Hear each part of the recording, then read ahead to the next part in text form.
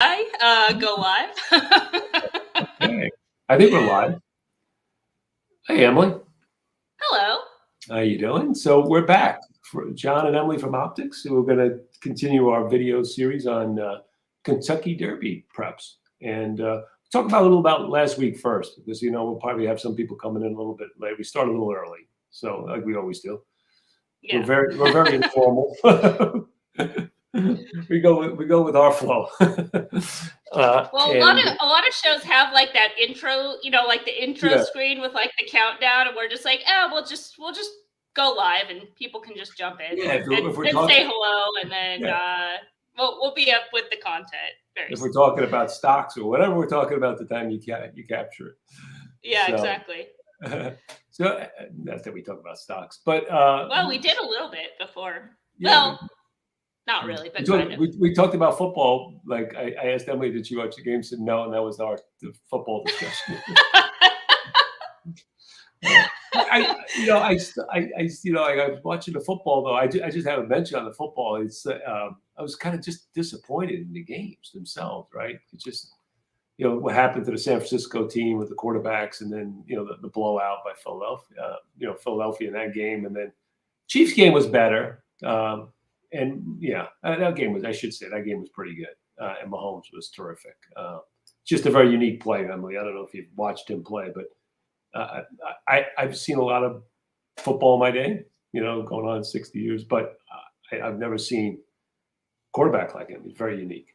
I hope he can sustain it, because of, injuries is the big thing in football. Sure. Kind of like racing, right? So how we keep, trying to keep good players on the field, the horses on the track. It's kind of similar that way. Okay, the more wear and tear, all kinds of that. Yeah, and that's the whole thing with football and racing. And you know what? Another good place where there's not good data, right? Be great to have data on the physicality of horses, injury reports and stuff that are real and are good, and people can react, play on, but that's really kind of hidden from the public, unfortunately. Yeah. There's no transparency in that, a guy can have an injury, like a horse can have an injury, and it could be like subtle injury, but if a guy depends on certain part of his body and he uses that a lot, like a hip for a kicker or something like that, those are the kinds of things that really be good to know. But I wonder if we kind of start looking at them like we do notes. So it came up that horse Cave Rock that I think went favored in the Breeders' Cup Juvenile, or Fort One, and I think Cave Rock for Baffert. Right. Okay. Cave Rock hasn't worked since, and he was kind of a probable for the Rebel. And so I went back through Optics notes, and I pulled the Optics note from back on September 11th, and it's like, this horse clearly has talent, but there's an issue. Yeah. It's like we spotted there's so I wonder if you could kind of find that if you're a physiology person, start to see some. It'd be very hard, but I think the one thing, because I guess they're doing some of that now with some of the capturing the data with these these systems where maybe you can talk about a little about the stride of the horse. Is he extending that stride, or is he shortening the stride? Because stride would be probably something you can measure, and if the horse is not striding out properly, or at least to a baseline, if the horse has a baseline of what usually his length of his stride is, and he's kind of shortening it. But you talked about it could be tripped sometimes, but I mean you can get a kind of an idea. There's so much to do and so little time. Yeah. But I think and then relevancy, because then it's like the horse could have like a great stride, be like a great horse, and as that individual, and then we look at it as we handicap, and we're like, well, the race doesn't set up for it, so whatever, It's everything's situational, like I always say. Yeah. So we wanted to take a look at last week, to start before we dived in, because we kind of had 3 preps. One got canceled because of the weather in New York, but we're still going to look at it because they're going to run it again next week, and it might be interesting if they come back with the same field to kind of look at, maybe how that plays out. So we'll look at the race anyway. But we wanted to review last week, because we looked at the Pegasus World Cup.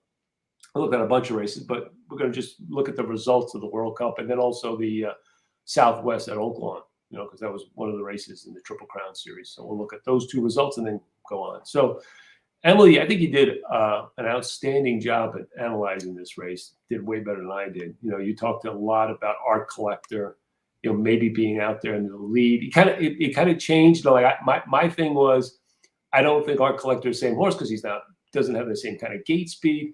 And what I realized later, you know, just again, you know, just having this information is good. I should have known before. I listened to Bill Mott interview after the race, Emily, and he said that they were kind of trying to get the horse to rate. So that was like a process, you know, like, because I thought he lost zip, you know, the way I kind of read it. And yet what he really was is kind of prepping for a big race. And, you know, he obviously, when you looked at his figures and stuff, he was fast enough. And we got the plot up there, and you can see he's kind of to the left, most to the left. Him in the 5, they finished, you know, first and second. So not a lot of pace in that race. We kind of thought they might kind of knock each other off, and like somebody might stalk. We thought that might be White Barrio, who got the perfect trip. And it just seemed like, you know, Art Collector got that kind of trip and took advantage of it. That was kind of the way the race was run.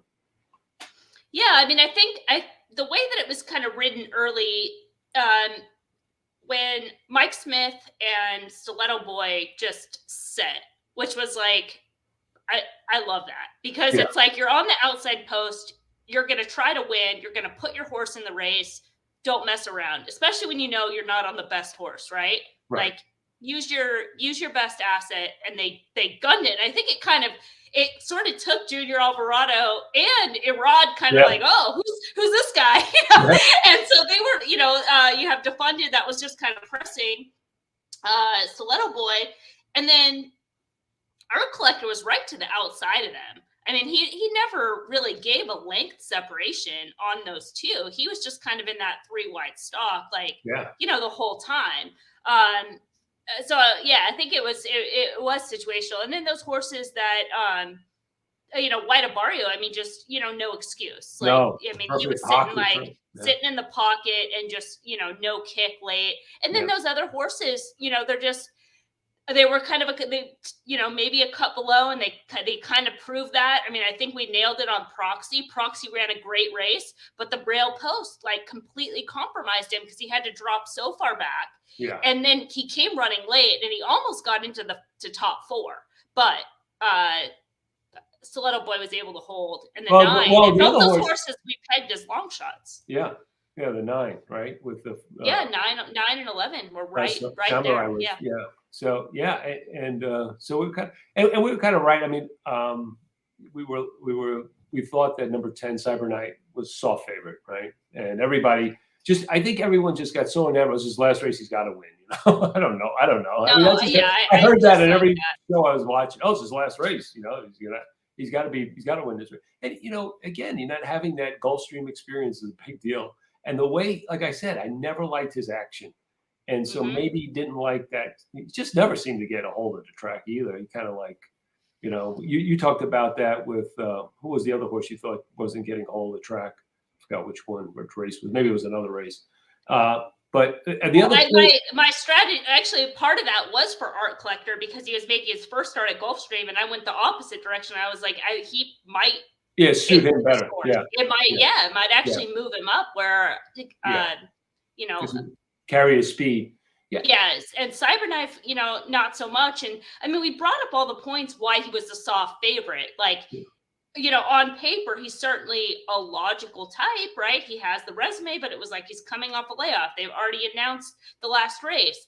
They went to the mile because they didn't want to go in the Classic. They were looking for a softer spot. That's never really like the best sign of confidence. We brought up the Florent Drew factor on a horse that's not easy to ride, you know, for those physical factors. And that's pretty much where it kind of played out. I mean, he didn't run bad. He just was like, you know, it just was maybe a short horse, but we'll never know because he's done. So yeah, I would say other than the top 3, the other horse that ran the best was Last Samurai and Proxy. So those are 2 because they were kind of against the race flow and stuff.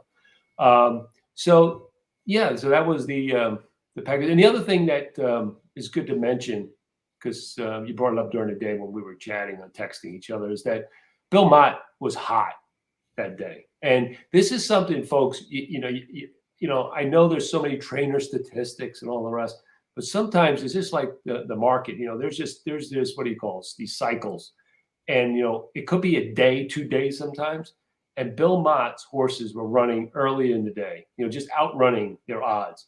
And obviously, he was geared for the big day, where the other guy who had a ton of horses running that day was Safi Joseph, who did really nothing, right? So, Right. it's just something to watch. And what we do with Optics Notes, you'll see a designation in the note the next time, hot. And what that says, or cold. And what they'll say is, hey, the trainer was really kind of geared up and running. It's kind of a note that's very unique to us, and I think a useful one, because especially when you bet in these big days, especially when they're big cards and they're really kind of targeting this, look early in a race. Even if the guy's got horses running odds, running second or third, pay attention. They might be geared for the big day. Yeah, and there's a horse. I was telling you earlier, I did the time form pace cast with David Aragona, where we're looking at the late pick 5 at Santa Anita on Saturday. But there's a horse where we brought up a trip, and David was like, I didn't understand, like, that horse should run better. Like, there's really no excuse.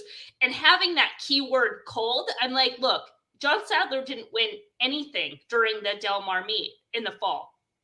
Just like draw a line through all of those horses. Like, if the barn as a whole is not winning, it's like you can't really hold certain performances against horses, because it's like there's something going on. Either they're restarting the cycle or just not trying, or whatever. Yeah. I mean, there's so many guys like that. Sadler. There's very few guys that are just kind of considered. Sadler's like that. Clement is like that. Right? Mott is like that. They're good. They can win. Don't get me wrong. They can win races, but they do it in bunches, right? They do cycle in and out. So yeah, pay attention to that. It's a good point. I just wanted to make it. Before we move on to the Southwest, just real quick, ask your opinion on this, because Charles is chiming in. Joel Rosario had a bad day riding. Do you agree? I know you did the notes. Did you see especially bad rides? He is not. I don't know. Sometimes I don't know if it's really the mounts, but he hasn't been riding up to his capabilities recently. Not just, I agree. Not just that day, but so far this meet. And I think it's a little bit, he's not getting the best amounts too, or horses that are not suited to him. And we'll see him in one of the races, right? He's in the Gulfstream race, I think. He's got a mount, and we'll see if maybe that mount is actually more suited to him, because they're making a rider change. But yeah, I would agree, Charles. I don't think he had the best of days, but like I said, he just hasn't been on his game. I just don't know for what reason right now. I don't know. And again, jockeys do the same thing. They kind of cycle in and out. Okay. Oaklawn Southwest. This is kind of the way we kind of predicted, Emily. We thought the Badford Arabian Night looked good in this spot. Obviously, the big square in quadrant 1. Didn't have a surface distance plot because never went the distance, but truly got the distance. And I would say this was a really good performance by the 6, Arabian Night, and the 7, the second horse around second. That we thought, again, we looked at this Red Route 1 with Asmussen horse, who we thought would coming out of that Jockey Club Gold Cup race. Just seems like it's not Jockey Club Gold Cup, whatever, the Kentucky Jockey. Yeah, I've just started to call it KYJC. Like, I just can't. I can't with it. Give it up. KYJC. It's what it is. KY Jelly Cup. And so anyway, so he really ran hard too. He kind of showed a good finish. And when he was actually making a finish, I noticed that Arabian Night almost like kicked in again too. So I was impressed with both of them. They both really ran really well, and they look like horses that are, going to be on the trail. They're going to be competitive on the trail. So horses to watch, obviously. And I'll mention the 1 as well, because as much as I think, I mentioned it, we did the analysis, how I wasn't as crazy about him in this spot, but I think he's won, especially because he's coming off that maiden win. And I think they just kind of wanted to give him a race and a little bit of testing. So keeping that in mind, I thought he ran fine, and I could see him kind of moving forward, kind of like on that Ken McPeak pattern. The other Ken McPeak horse kind of held on, but I don't see that one kind of moving forward the way that I see the one moving forward, Sun Thunder. Sun Thunder, okay. So it may be a pretty useful race down the Yeah. road. We'll see how it goes. Okay, so we're gonna even though it's not gonna run, it'll run sometime. Yeah. And I don't know if it probably run in this form. I would guess. So this is the Withers. It's 9 furlongs, which is a good size, a good distance for for these younger 3-year-olds. And Emily, the one thing that I had a problem with this race is I don't know really who wants 9 furlongs in this race. I mean, they're not. I mean, only one of them has gone it. I know Arctic Arrogance has won at it and ran a B+. But if you see my extended note on that horse, let me just hover over here. I think it might pop up. Yeah. Okay. Burst away from the stretch despite okay, a 1-turn look. I would be raced before that, and then again top 2 still might be best at 1 turn. I'm not entirely sure he's 9 furlong horse or 10 furlong horse. I mean, obviously, when you look at the plot, he's got the big advantage. He's got the pace. He's got the square. All the rest. But there's some other pace in this race, and I just he's going to be short. I would imagine. I just don't trust him completely in this race. The other thing to me is that race in general, just the figure, and that race in general is also playing a role in the plot position. The Remsen you're talking about? The Remsen, yes. Yeah, Sorry, yeah. I'll let you specify. And it looks like so much of an outlier. And so if you're just kind of like eliminating that race, it's a horse that's kind of just topped out at 90. Now, I know that's kind of a leap, right?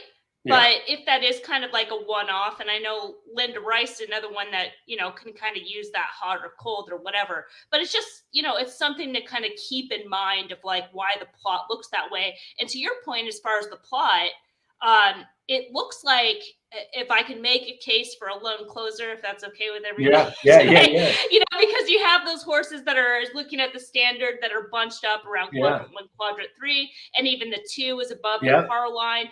And so, the 5 is kind of a lone closer. Now, with this race being shifted to next week, I'm hesitant on the 5. And it's kind of a weird reason. So the 5 was going to run, this is Hit Show, was going to run in the Southwest. We talked about the Southwest. We were like, we like this horse the best of the Brad Cox group because he had those 2 other horses that didn't do anything that were coming out of the fairgrounds. So keeping that in mind that they're going to run in the Southwest, so they're kind of peaking this horse to run in the Southwest, which is last week. They're like, nah, let's run this spot a lot softer, correct call. But now they have to scratch again. So it's like this horse, did he peak kind of 2 weeks ago? And now where's he going to keep his conditioning now that it's it's essentially 3 weeks out, right? And the training in between. So I think, and that's really why I was like, let's talk about this race, because those factors, I've seen that before, like horses that get scratched and then they come back at a different time. And it's like, they were ready a week ago and it just kind of messes, maybe they're just not running their top. And I mean, if this race stays exactly the way it is, I think the only other place you really can go is like maybe the 2. I mean, or the 1. I don't, I don't know. I don't know where you can really go. The other thing about this is this Remsen thing. Another thing to watch is when you see weather. I mean, that can work in, I tend to downgrade horses that run really well in these kind of conditions and upgrade horses that run really bad because they're so unique. And New York, I don't know if anyone's watching New York recently, but it's just weird. I mean, you got horses that are like just, the rail's been really good on a couple of days. I mean, really good. I mean, things where like horses are winning like 15, 10. I mean, horses that you're like, what? Like just keep drawing away. So, you got some really odd tracks there. So especially when you get weather, I tend to kind of like, again, downgrade really good performances, upgrade really bad performances. So keep that in mind too. That's just okay. All right. I think we're done with that race, right? Yep. But we'll come back to it maybe next week when they run it. Maybe we'll see it again. All right. So now we go to the Bob Baffert Invitational.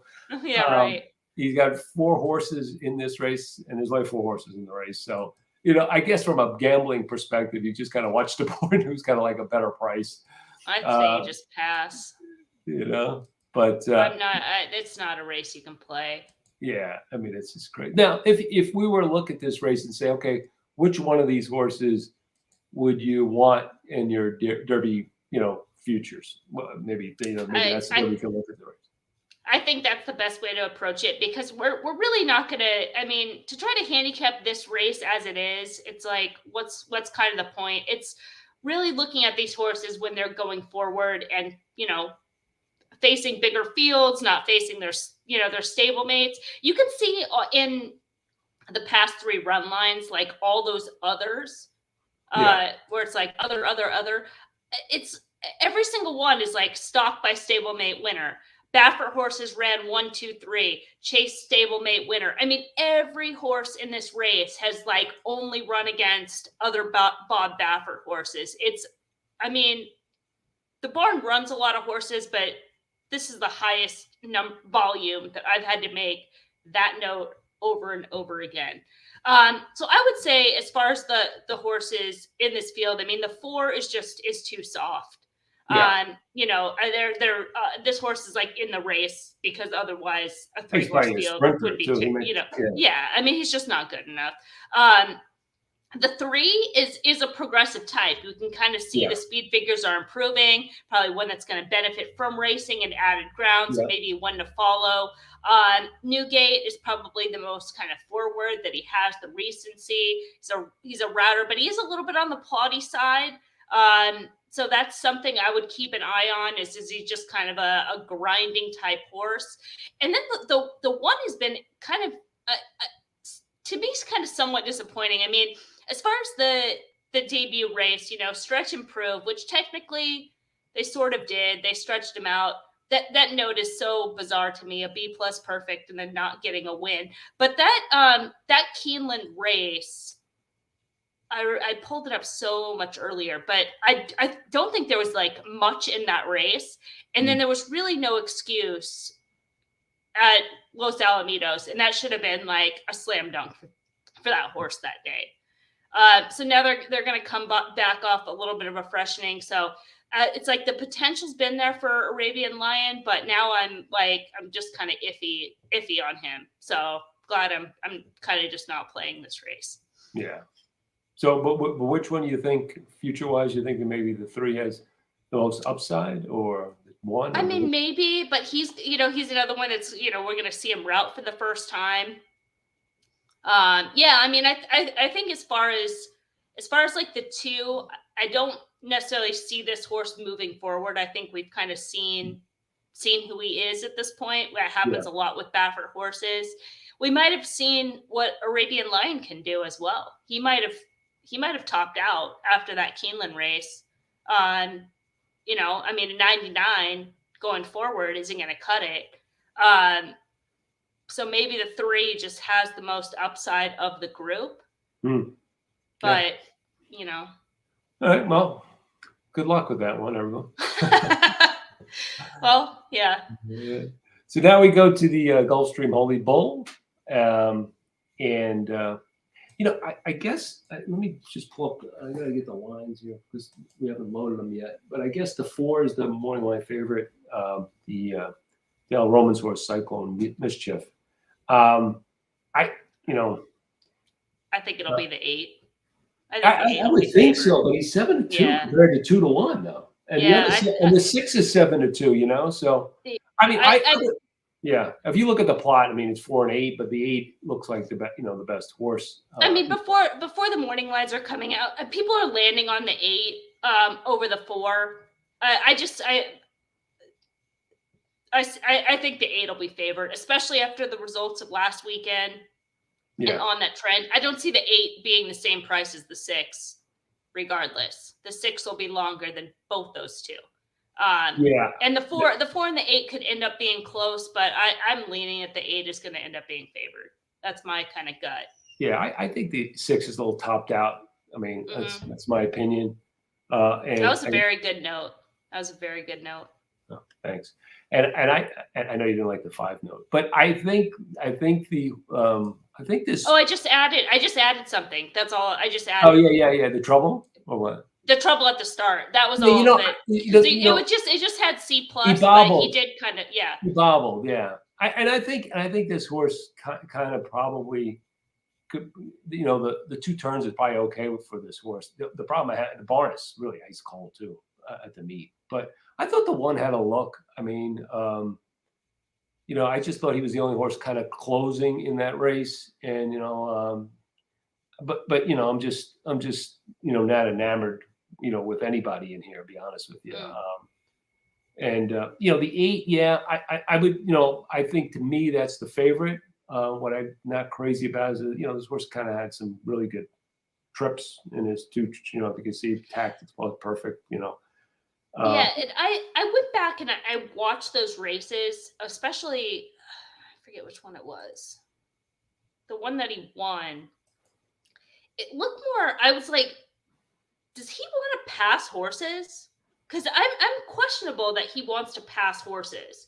And it might have been a scenario when he broke his maiden that the other horse just kind of stopped, and he happened to be there because he wasn't as willing to pass horses on November 26th, which always concerns you. And then it's like I like the 8 the best. I'm in this race a little bit more than the 4 and kind of over everybody else. But at the same time, it's like I still have to like pick holes in this horse. And like the way that the race, this configuration, they break into that first turn. And maybe he's, he might just be classy enough that he's able to just overcome that trip. But he's gonna have to be. And just another horse that he could kind of land in the right field today in order to win. But a horse I'm really gonna be looking forward to how he finishes and how he kind of passes horses. That's what I'm looking for from him. And you might want to start shorting Mott because he was so hot, so maybe. Yeah. Well, let's talk about the 4, because I mean maybe the 4 ends up being kind of the value if people do kind of gravitate towards the 8. Yeah. And, he's got like two wins, or he had good trips. Okay. And the race that he was in, that common race, the one we always say is a key race, the KY Jelly Cup. And yeah, the note there was 1 turn. And then he comes back in a 1-turn race and rocks, but I said he made the most. He got a good trip, but he made the most of it. He really kind of fired. He kind of finished up nicely. So the race came back. I don't think the race came back all that strong. So that was a little bit of concern with me. Let's take a look at it because I don't remember now. He's got kind of a weird build. He's kind of like a heavy guy. Yeah. So I think that might have been what they saw as far as, the 1 turn. Because he doesn't really if you compare him to that Arabian Night horse who just kind of extends and stride, Cycle of Mischief is just kind of he doesn't really stretch out as much. He did kind of extend his stride a little bit more when he broke his maiden at Keeneland. But probably he's more probably more of a 1-turn kind of horse. Yeah, he could maybe even a little on the turfy side. But yeah. What'd you think about the 1? I mean, I thought he was fine. Well, yeah, I mean, my approach, I wrote this up on the Hawthorne site, and this might have been an angle that you helped me kind of develop, is looking at the common race, which is the Mucho Macho Man, and deciding whether you want a horse from the Mucho Macho Man or whether you want kind of a new face, right? Yeah. So that was just sort of my approach. And I'm like, I just don't really want anybody from the Mucho Macho Man necessarily. So it's all right, there's half the field, process of elimination. All right, the 2's too slow. You know what? The 7 is too hold slow. on with the 2. Hold on. Let me comment about the 2. Okay. Okay, and I'll comment on the 3 as well. Yeah. So the two is a little bit interesting to me, actually, because he he kind of wins, gritty effort in his debut, comes back, goes a mile off a layoff. And that was better, it was, I wouldn't say better than luck, but it wasn't that bad of an effort. And he lost to this horse that won, this legacy horse that won the Mucho Macho Man. And he's only 4 lengths, and he got like a little bit of traffic. It was off a layoff. He kind of looked more like a horse that would want more ground. I wouldn't completely ignore this horse. And okay, let me. Yeah. Yeah, sorry. I think I kind of like jumped the gun a little bit. He is a little bit too slow, but I think my major knock was the scratch back on January 13th, where they went to run at Tampa, or was going to run in that allowance at Tampa, and then like had to get that scratch. Now, we've seen this in the past where sometimes the barns will do that because they're like, let's see if they're a 2-turn horse, so we'll put them in like kind of a softer spot. So that might have been the intention, but at the same time, and now they're kind of like, well, timing wise, we're going to go here. So I think for me, it was more those kind of double layoff lines, but where I could see a move forward. Okay, fair enough. Yeah. And, the vet scratch could be anything, right? It could be like, they had the wrong medication in them or something too. You don't know. I mean, that's, again, not enough transparency. It's there. You probably could dig for it, but, it's not easy to get to. But yeah, I mean, it does seem minor because it was that scratch was on January 13th and then they worked again on January 15th. Yeah. What do you think? I mean, I know we talk about this, people talk about it all the time, but this one for me was like a ring around the rosy kind of thing with who's going to ride who. It was like people off, people on.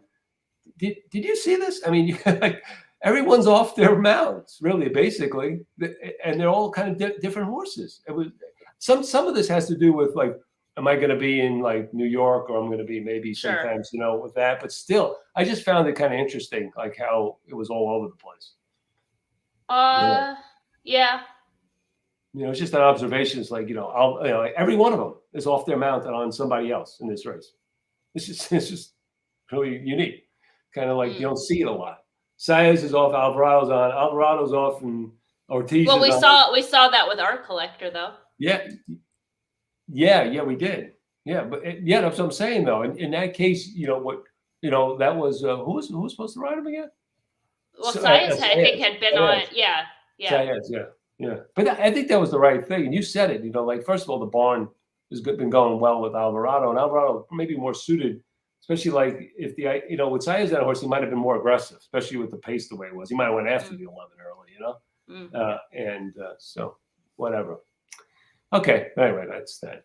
But we need to say anything else about this race? We're not really nailing it down for anybody, but I think it's another race that's really kind of a difficult betting race. This is more of a race I think you want to watch, document, and move on, and see where things kind of unfold from there, and see if anybody here kind of I don't think we're seeing the next Derby winner in this field. Let's put it that way. That's my opinion.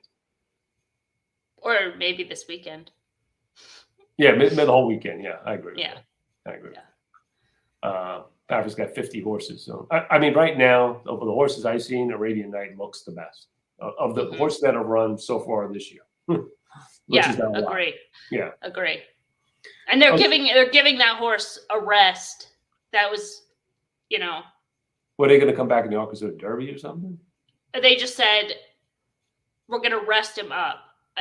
There was no race ahead. I mean, they honestly might train to the Derby. Well, they can't get there then. They may not have enough points. Never know. No, they'll probably go in the Arkansas Derby, would be my guess. Well, I mean, they would target that because they got to get the points, so they have to target. They won't have enough points. Oh yeah, that race isn't. What is that race? 30 or something? Yeah, I mean, just those other races are like 100. And, I guess that's. I mean, especially last year, the points were like crazy. Like you had to have a lot of points to get into the race last year. It was not. Yeah. So. Yeah. Yeah, and I think I mean, so but that tells me too, though, that's a lot of confidence too, right? Yeah, that horse is good. That horse is good. Yeah. So okay, well that's those races. Is there any questions out there, Emily? Or anything we could? Track conditions at Oaklawn Key. Oh yeah, speaking of I don't know about that. The track was like off, but I didn't see anything. I didn't see anything that was like overwhelmingly kind of strongly upgraded or downgraded horses, in my opinion. Oh, maybe they mean the weather coming in. The weather. Oh, that I haven't looked at for this Now the weekend. weather around the country, is looks brutal. Next You don't have to obviously tell- New York. You don't have to tell me twice sitting here Yeah, with yeah, single yeah. digits. While here it gets nice, we're like Yeah. back to our 70 weather. So getting ready for the Super Bowl, which will be in Arizona. So Let's see what it is.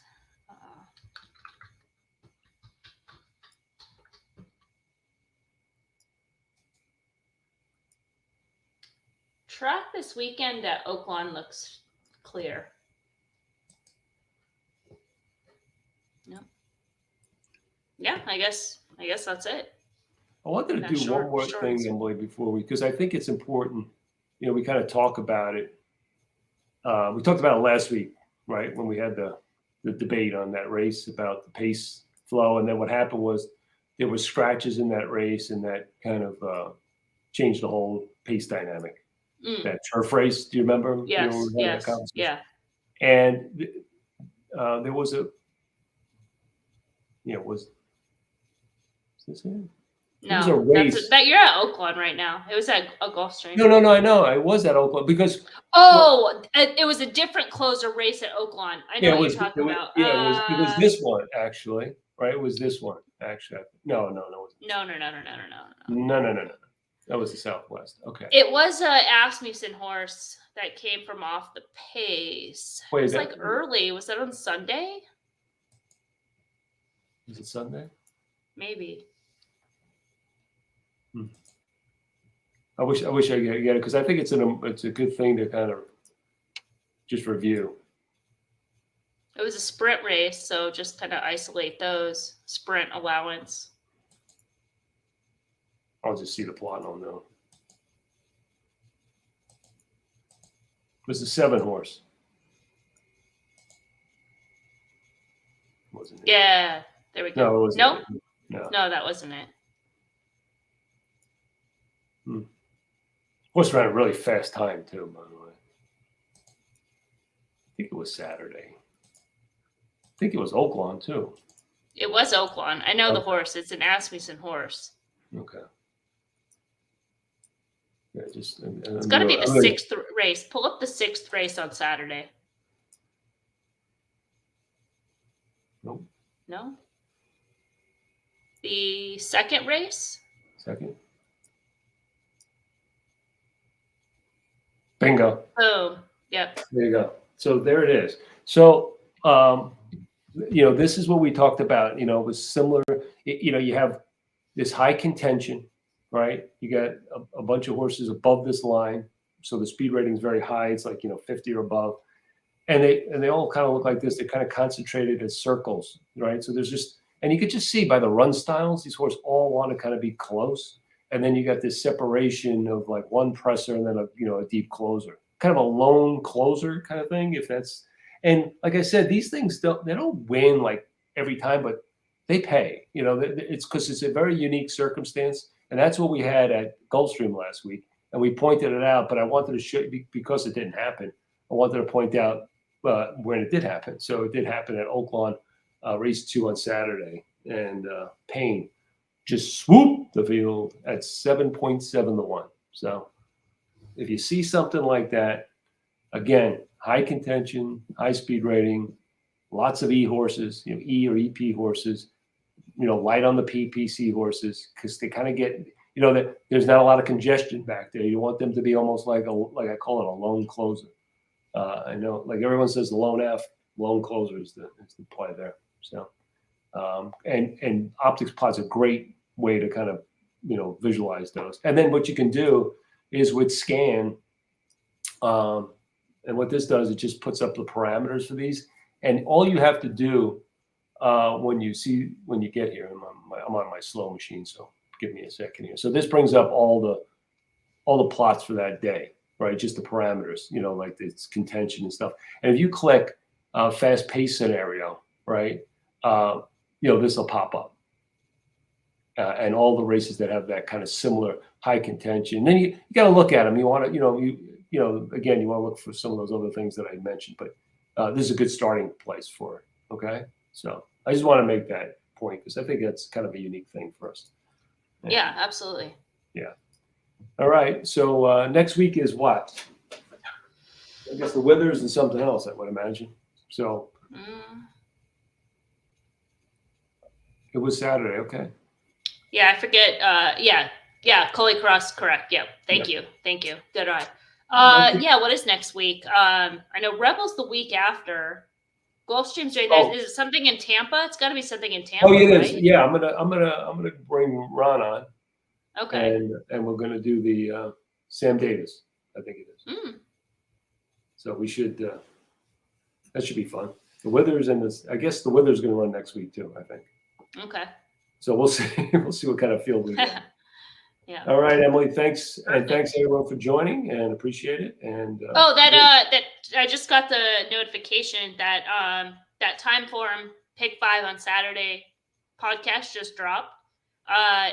Look at that sequence. Listen to the show. Look at that sequence because it's good. And David and I it was challenging for both of us, and I think you got some good all around content. So did you have a little confrontation on some of those races? I don't think in general. I'm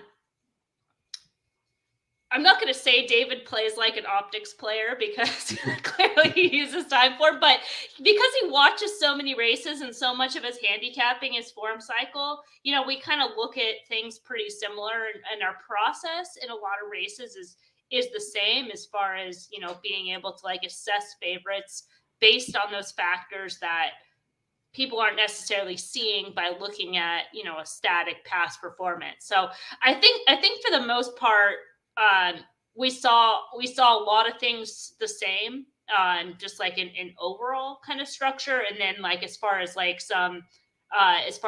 individual horses, some I would upgrade and others, he would upgrade, etc. Okay, sounds good. But I mean, that sequence in general just looks contentious. There's a couple stakes races in there as well. Are you doing anything with any of the Hawthorne signal? Yeah, so tomorrow at Hawthorne, it's 12 my time, local time here in Chicago area. So 1 Eastern. It'll be a live show like we're doing every Friday. Aqueduct canceled, so we'll just have 2 from Gulfstream, 2 from Tampa, and a little kind of behind the scenes reasons. We want to use some other tracks, but we can't get the signal in order to play it. So that's why, we're kind of limited there. Hopefully that'll change, but you never know. So we'll do those 4 races tomorrow, playing live and talking about playing the races live. And then we'll do another, Jim and I are going to go over the Holy Bull again. So if you didn't get enough today, that's good. You never know. You're going to hear a little bit more tomorrow. So it'd be good because so you guys are not. Is that going to be part of the live signal? Or no. No. Yes, we're going to do it. We're going to because. Oh no, okay, I guess it. Yeah, because we don't have Aqueduct tomorrow. We're going to actually do it between Gulfstream 3 and Gulfstream 4. Okay. So it'll be we'll talk about it right between those 2 races. So the show tomorrow will be still kind of right around an hour. Yeah, cool. I saw a decent movie, so I might just put it out there. Okay. It was like an older movie, and it was a little bit of a sleeper. It was called Side Effects. Did you see that? I don't think so. Rooney Mara and Judd Law. Yeah, I don't think I saw that. Is it Jude Law? Jude, I think, yeah. Jude, yeah. It was okay. It was kind of a suspenseful kind of thing, It was, and it was good. It kind of infers stuff about the whole mental health and drugs in mental health, which is interesting to me because I'm so removed from it and how much drug companies are making on these things and they're giving people stuff to offset the other drugs they give them. It's crazy, but yeah. So anyway, it's worth watching. Side effect. Interesting. Okay. All right, everyone. Take care. We'll see you. All right. Bye bye.